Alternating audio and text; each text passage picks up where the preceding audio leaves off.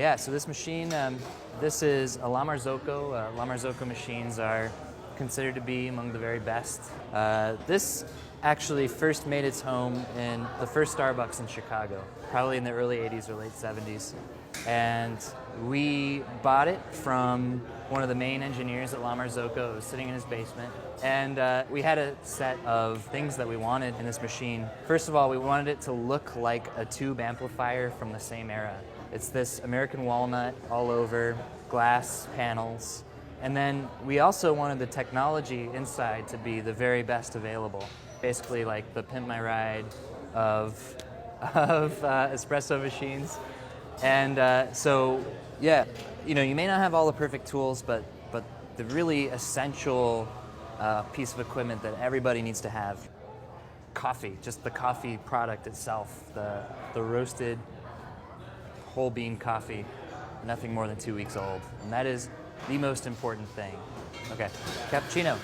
First thing is, it's a drink of proportions. There's 1 part espresso to 2 parts steamed milk. But the steamed milk needs to be particularly frothy, but still drinkable. It shouldn't be like a pillow that you can't get out. When we test a cappuccino, we test the sort of elasticity of the foam and the depth of the foam.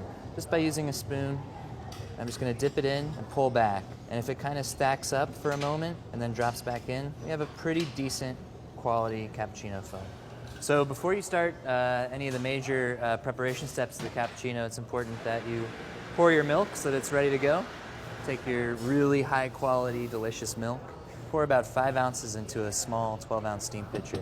And then you're gonna preheat your cup, just about halfway full with water from the hot water tap on the espresso machine.